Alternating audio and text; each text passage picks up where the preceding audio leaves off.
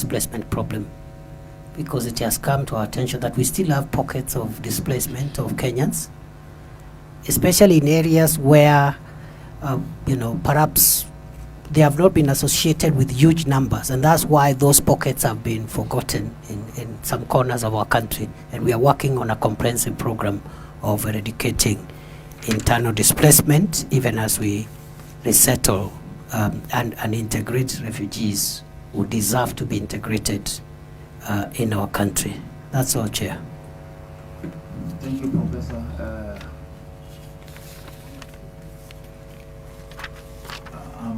I'm requested that Madam Mheshimiwa Fatuma's question has not been answered. Could you, Madam, repeat again?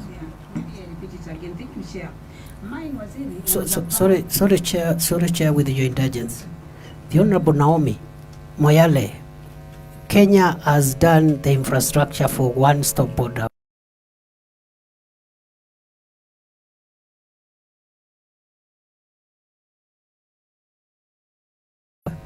We'll make sure that in the shortest time possible, we engage our counterparts to operationalize the infrastructure on their side and make sure that we maximize on Moyale's strategic placing, especially with the proposed accession of Ethiopia into the EAC. Sorry, Chair. Yes, continue. Thank you, Chair. Was it mine was about the site.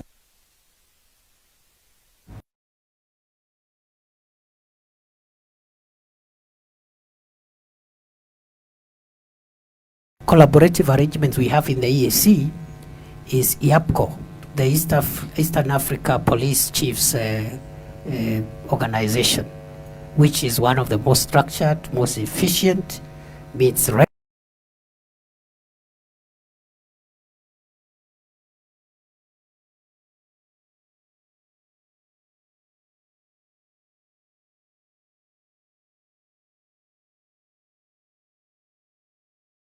and they have a very cordial relationship. The Inspector General of the National Police Service briefs me occasionally on the progress they are making, and they have included.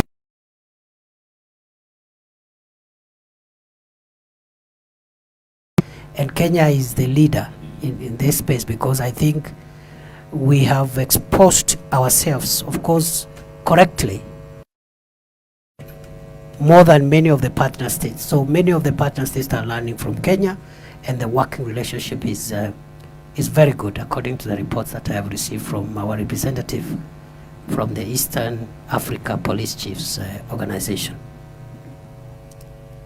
Thank you, Mheshimiwa Chen, followed by Mheshimiwa Beatrice, and then Mheshimiwa Uto. Thank you so much, Professor. Chair, I can confirm that Professor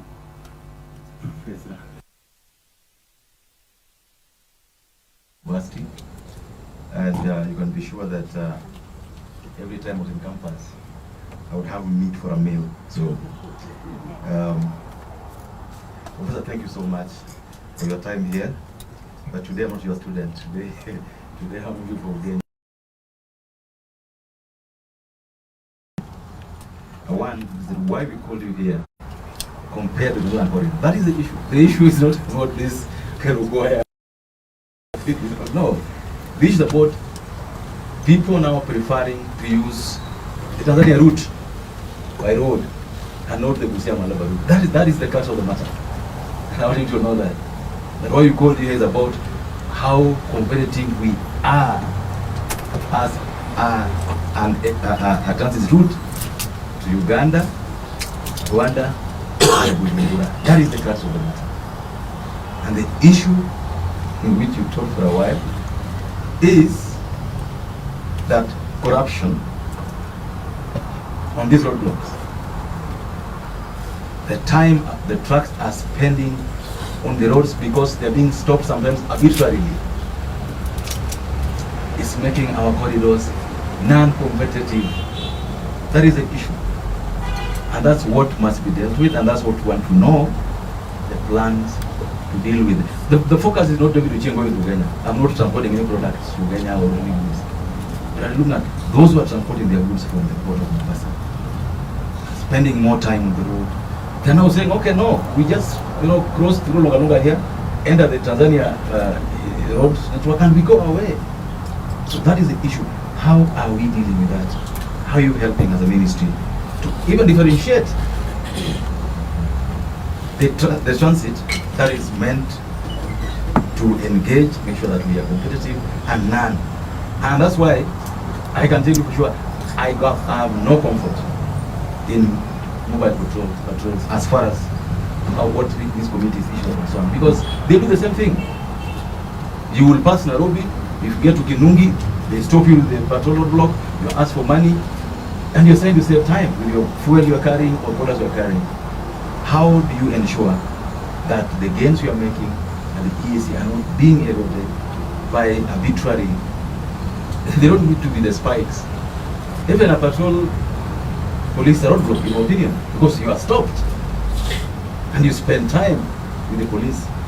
So how do you ensure that works in the right way? Number two is about Magendo. And Magendo, I don't know the right word in English. Magendo is, I don't know whether I share Contraband, I think. Smuggling, yes. Yes. I mean, within the EAC framework now, CS, it shouldn't even be a term that exists. But if you go to Busia today, Malaba, Loahaha, even Namanga here, people are being disturbed by police again. Well, the police are supposed to tell them that the EAC framework now allows us to trade normally. But the reason we still have people trying to use the Panya routes is because the police make them feel like bringing, because if you bring like 10 cartons of this water into Kenya through Busia or Namanga, it's free. The laws, the EAC laws allow you to do it. You don't even have to pay any tax. But the officers at the border seem like it look like it is contraband, it's magendo. So how do you ensure that the officers that you deploy at these border posts, either immigration, KRA, or the police, are not slowing down trade under the guise of contraband? Three, on the issue of refugees, our grounds is that Kenya bears a huge branch in hosting these refugees. But when these countries that we host get peace, we get the short end of the stick all the time. Sudan, South Sudan, their leaders, they lived here all the years pursuing peace. The day they got some semblance of peace, we come to business there. It's South Africans doing business there, it's Americans doing business there, it is the Britain doing business there. How do you ensure as a country, and why you sit as the Minister for Interior, that if we are going to help Uganda with the refugees, Ethiopia with the refugees, when peace is gotten, we are also getting, because this is your kind of war, CS. I saw you study refugees all the time. When war happens and pacification happens, then it should mean that those who engaged in pacifying the place should also get some benefits of the pacification. But Kenya, most of the time, is getting the short end of the stick. How do we ensure, as a ministry and as Kenya, we ensure that we are also not getting the short of the stick all the time? And finally, is the issue of passports production. It's a function of free movement of goods and services for Kenyans going out to refugees in Rwanda, Uganda, and all these places.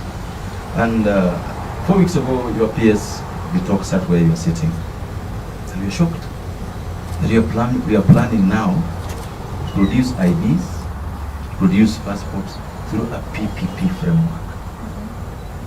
Where on earth? How on earth? Security concerns, our pride as a country, that you now want to give private sector.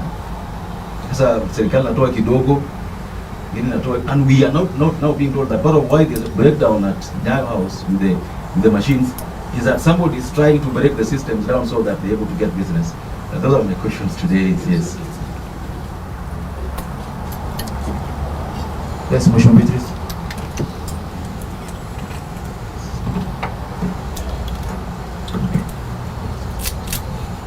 Thank you, Honorable Chair, and thank you, Professor, for your elaborate presentation. And I don't really have so much different from what my colleagues have said. My concern definitely is about the roadblocks coming from Kericho, starting from Nairobi all the way to Kericho. I want you to imagine what it is, but say for me now, at least they know I'm an MP, but before you could be stopped continuously. However, and these roadblocks that you've said will be lifted on 1st November. I appreciate that. And you've said it is an executive directive. I do want to appreciate. With that, you also said that to replace the roadblocks, you'll have the mobile patrols. But, Wasiri, it is very interesting that difference of maybe 3 kilometers, there are these patrol officers. You go to at the next stop, we have the patrol officers. What informs them to be around the same place? Because when I remember from Nakuru to Kericho, I cannot miss to have officers, the traffic police, around 4 times. So I'm wondering what they do along the same road, yet it is very straight. There's nothing that they are stopping there. So why are they along that road? A small difference. So that is my question. And then in line with that also, Wasiri, I would want to ask, we have these trucks that actually stop maybe overnight to transport the following day. For example, we have at Salkai, we also have at Kapsoit, that is in Kericho, from where you set issues of security, these trucks, and then apart from security, you also have issues of social. How do you deal with that from where you sit? Because now when we deal with we appreciate that they lead to the development of the urban centers. But when it comes to our girls around there, what happens? I don't know. I cannot tell you that it does not belong to your ministry. You are a team and you must do something about it. Not only girls, even our boys and everybody else. So how do you deal with that? Cases of illicit brews around there? Because these trucks, and remembering that some of them do not come from within, just just transporting outside our country, it is an issue to me. And if you talk of Kapsoit, for example, which is in Kericho County, we've had many cases of death because of things around there. So that is also my other issue. Now, and when it comes to strategies that we've talked about for the free movement of goods and services, I want to appreciate this on a one-stop order points. From this committee, we went to Namanga, Hispania, and the main challenge that we got from the staff there is that they are understaffed. So I appreciate where you say they are fully operational on 24-hour basis. But really, we looked at them, they were fatigued. Somebody can work the whole maybe 18 hours, which is unfair. So as we appreciate all this, I would really feel that something should be done so that they are relieved. And then in line with that, finally, we are concerned with trade. This one-stop border posts. I imagine that our other countries are benefiting more than us. So as much as you are not for trade, you are a team. How can we benefit more from this, so that we are not just to let people enjoy and us we are not benefiting much? Thank you, Professor. And thank you, Chair. For the interest of time, honorable members, could you please shorten your questions? Thank you. Thank you, Chair. Is it because I'm the last one? Okay.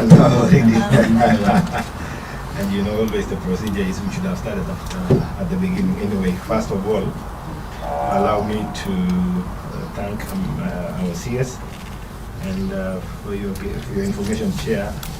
I should have that interest. The knowledge is who's in here.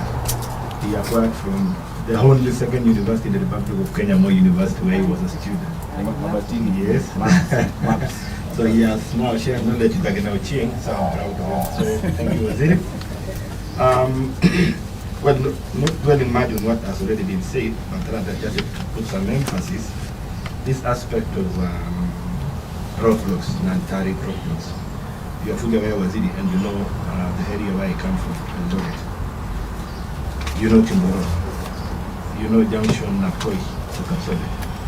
You know Kondo. You know Tarakwa Police Station in Ban Forest. You know Bayete, the worst district period. Then there is one in Outspan. Of course, before that there's a new bypass, another roadblock there. Outspan, and then now Old Nairobi Road. I mean, you know the stretch. I raised a question when the Prime Cabinet Secretary was in Parliament, and I think they got a shock a little bit. They have developed a shock absorber. They are back. And you know what they are doing? Tolling them. Without disregarding the fact that some are transit vehicles, unlike matatus. So I think I just wanted to bring across to you that I think time has come. We need to be intolerant with this. I was just asking when I was in whether you have some kind of sensitization. Any other profession calls for CPD. Your officers on the ground, are they being sensitized on the sensitivity of what happens along the corridor, like the northern corridor?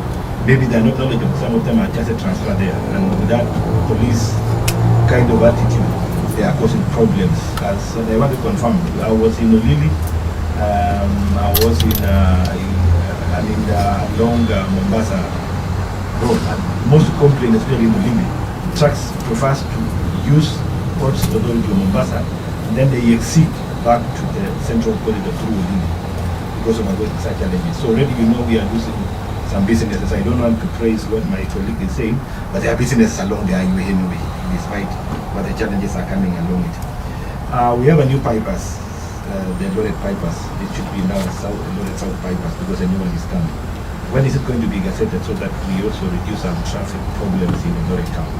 As you are aware, the road is so thin, the highway is so thin, but now traffic transit cannot use it because you understand the procedures and the security along what is being carried. So I would wish to ask you that we can fast track gazetting of that bypass so that we allow the trucks to use it and shorten the time and reduce the traffic along the road.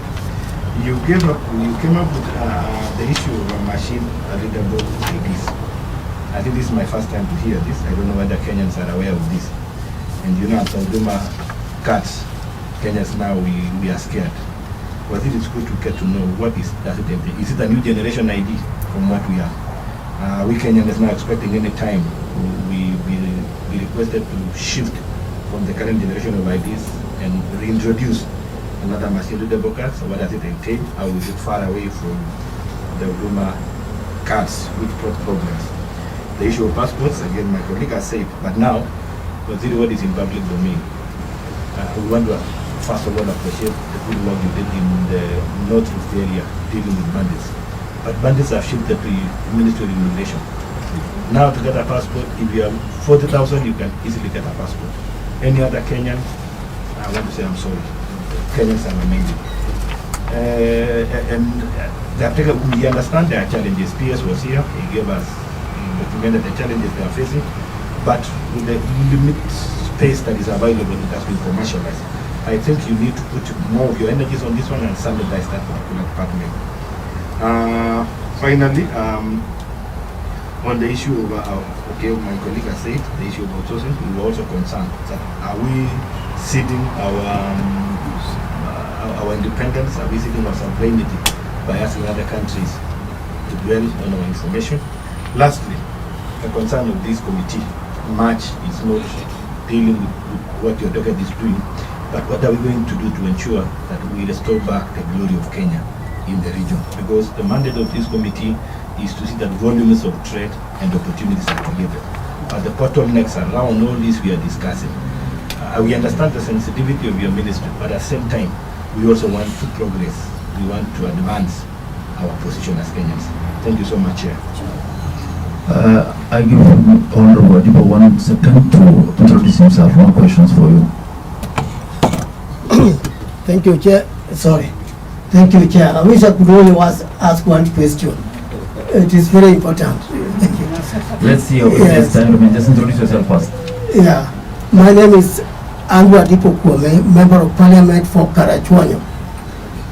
And when Minister, I'm proud that a member of my constituency is your number one colleague as a peers. Thank you. Thanks. Mheshimiwa Danson. Thank you, Chair. My colleague is very proud of one of his a colleague to the CS is from his constituents. I want to declare here, Chair, that the CS also comes from Taita Taveta. His name is Mwakazi. So I have very short questions. Many of the questions have been asked by my colleagues. CS, there's a time early this year you pronounced that, or you gave a directive that IDs should be issued within 3 weeks, and the vetting process should be, done pretty fast, and IDs out in 3 weeks. I want to bring to your attention that has never worked. In fact, where we are today, we have students